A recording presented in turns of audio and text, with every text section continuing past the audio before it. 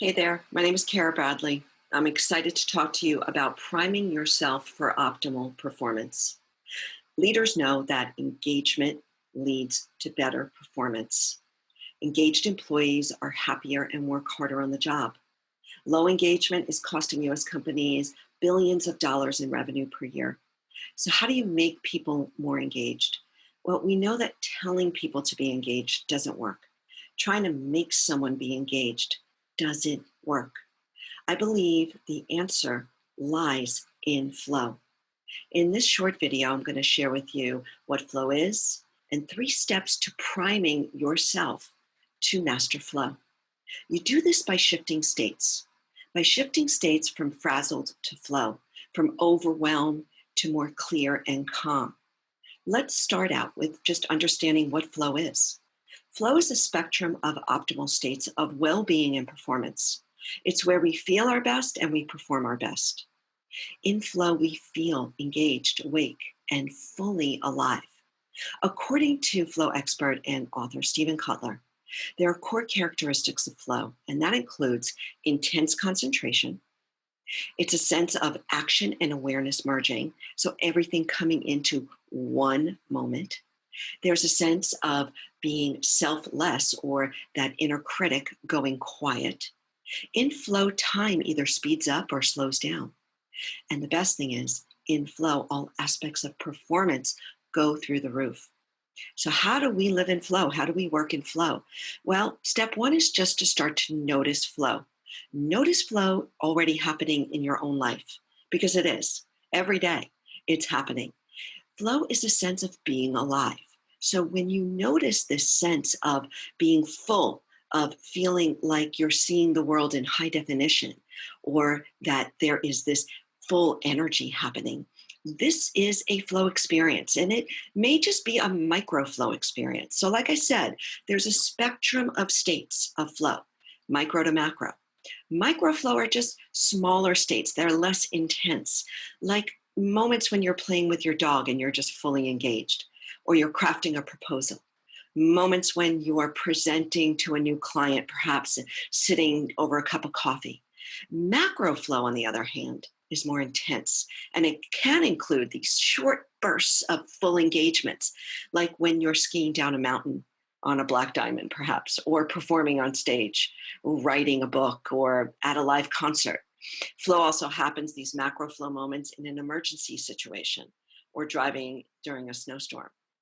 The important thing to remember is that flow is already happening, and the first step to getting to know and living in more flow is by noticing.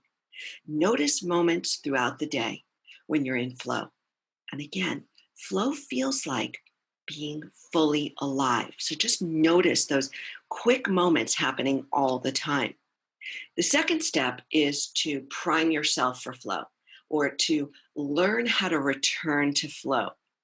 Once you get to no flow, you can start to notice when you're not in flow. In flow, out of flow. It feels very much like being in balance, out of balance, being in sync, out of sync. You know, sometimes we rock our day. Everything seems to run really smoothly. Other days, it seems like we can't do one thing right. So in this process, we just start to notice the states. We start to notice, where am I? Am I in flow or out of flow? And then step 2 is to do something, or to prime yourself to be in your more optimal state. So if your state's not optimal, right, we can often say, we feel edgy, we feel stressed, we feel overwhelmed, tired, dull, uneasy. These are kind of all those moments we feel out of sync. When you notice that you're out of sync, and this is part of the process of living in more flow, when you notice you're out of sync, then you start to learn to make adjustments. You like to make adjustments, and this is how we prime ourselves to be in a more optimal state. So I've identified these primer practices. They're exercises that help you change your physiology moment to moment. They help you change your state of being, and they shift your nervous system back to a state of balance and coherence. They include changing your breath, right? They're all simple, they're all free. Changing your breath, being still, being quiet, moving your body a little bit, Getting outside, splashing water on your face, drinking a glass of water. It's amazing how these simple primer practices or neural exercises can help us shift or prime ourselves to live and be and work in a more optimal state. So let's move on to step number 3, putting flow to work or training to sustain flow. So here's the deal. If you want to maintain full engagement during a project or a meeting, or just something that you're doing alone, you need to build your capacity to sustain flow for a longer period of time. To do this, it's helpful to understand the situations and the environments that will likely trigger flow. So one thing that's really important to know is you can't force flow. You can't try to be in flow, but you can create the conditions or these triggers that make working in flow more predictable. These were studied by the godfather of flow, Mikhail Csikszentmihalyi. And he has identified he's identified a lot of flow triggers, but these are some of the most predictable flow triggers that we can play with at work. The first one, intense concentration. Intense concentration, coming into the deep now. I call this fierce focus. When we can train ourselves to live and work in fierce focus or in full concentration, we're going to train ourselves to sustain flow more often. And I have all kinds of tips and tools to do that. The second trigger is to set clear goals.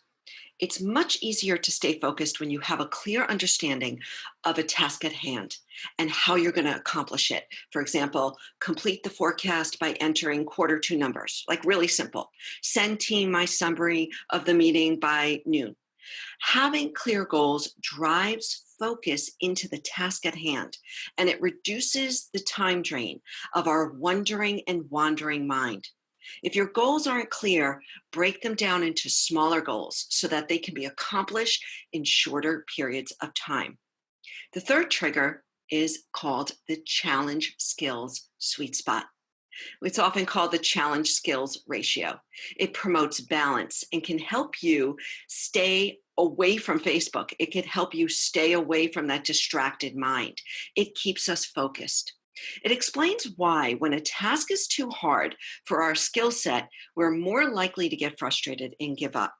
And why, if a task is too easy and repetitive, we get bored and easily distracted. In The Rise of Superman, Stephen Kotler writes, if the challenge is too great, fear swamps the system. If the challenge is too easy, we stop paying attention.